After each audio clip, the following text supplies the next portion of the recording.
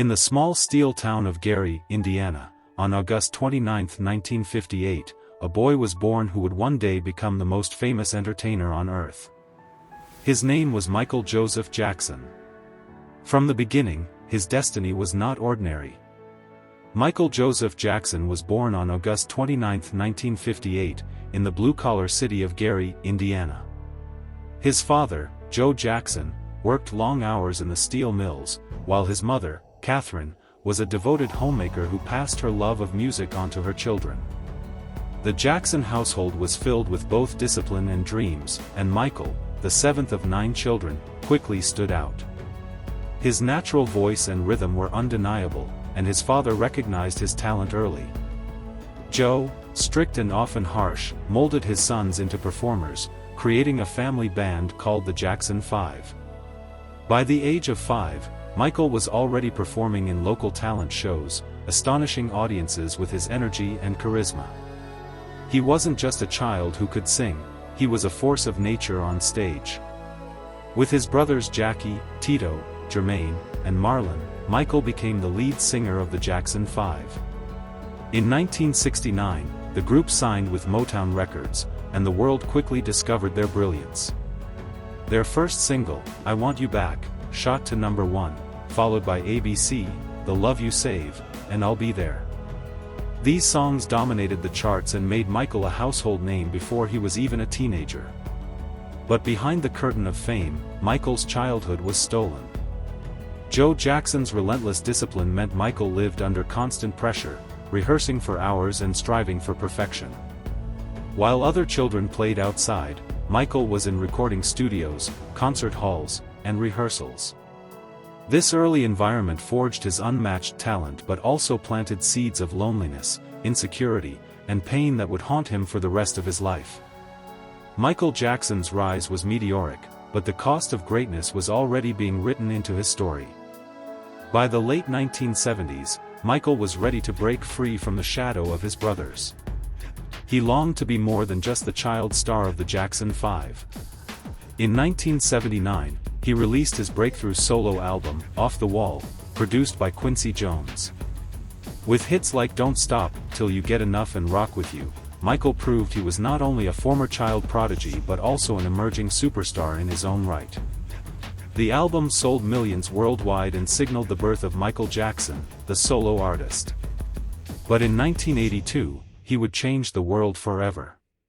His next album, Thriller, became the best-selling record of all time, with over 66 million copies sold globally. Songs like Billie Jean, Beat It, and Thriller were not just hits, they were cultural phenomena. The groundbreaking music video for Thriller revolutionized how music videos were created, turning them into cinematic masterpieces. Michael's moonwalk, first showcased during a live television performance of Billie Jean, became one of the most iconic dance moves in history. The 1980s belonged to Michael Jackson. He was no longer just a star, he was the king of pop. His tours filled stadiums across the globe. His fashion, the single white glove, the military-style jackets, and the fedora, became trademarks. He broke racial barriers on MTV, becoming the first black artist to gain heavy rotation on the channel. Michael wasn't just an entertainer, he was a cultural force that united people of every race, age, and nationality. Yet, behind the dazzling performances and endless awards, Michael remained deeply private and increasingly isolated. Fame, while bringing him adoration, also set him apart from the world he sought to connect with. The king of pop had ascended to a throne unlike any other, but the higher he climbed, the lonelier it became at the top. As Michael's fame reached unimaginable heights, so too did the pressures of living under the world's microscope. By the mid-1980s, fans noticed dramatic changes in his appearance. His skin grew lighter, sparking rumors of skin bleaching, while his facial structure seemed to transform. Michael later revealed he suffered from vitiligo, a skin condition that caused depigmentation, but the public and press were merciless, labeling him as someone ashamed of his identity. Tabloids dubbed him Wacko Jacko, a nickname that deeply hurt him but stuck for the rest of his life. Despite his humanitarian efforts, including donations to children's hospitals and global charities, the media increasingly focused on his eccentric lifestyle. His home, Neverland Ranch, was a fantasy world of amusement rides, a zoo, and sprawling grounds. To Michael, it was a place where he could reclaim the childhood he never had. To critics, it was a symbol of bizarre detachment from reality. Then, in 1993, Michael's world shattered. He was accused of sexually abusing a 13-year-old boy. The case made global headlines, and though it was settled out of court with no criminal conviction, the damage to Michael's reputation was irreversible.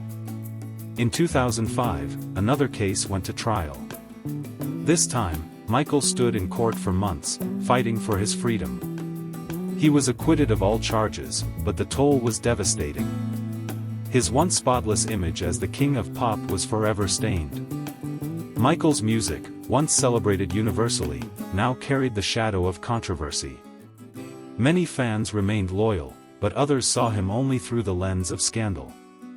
The boy from Gary, who had once brought joy to millions, was now a man haunted by whispers, accusations, and a public that couldn't separate the artist from the rumors. By the late 1990s and early 2000s, Michael Jackson was no longer the untouchable superstar he once was. His financial troubles mounted as lawsuits, extravagant spending, and declining album sales drained his fortune. Neverland Ranch, once a magical sanctuary, became a burden and a symbol of decline. Michael retreated further from the public eye, his appearances often met with shock at his fragile appearance and reclusive behavior. Yet, in 2009, Michael sought redemption.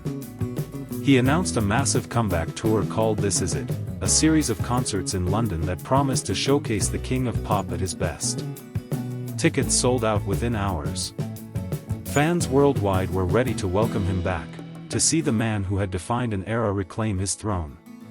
Behind the scenes, however, Michael struggled with exhaustion, anxiety, and insomnia. To cope, he relied on powerful medications administered by his personal physician, Dr. Conrad Murray. On June 25, 2009, tragedy struck. Michael Jackson was found unresponsive at his Los Angeles home. Despite efforts to resuscitate him, he was pronounced dead at the age of 50.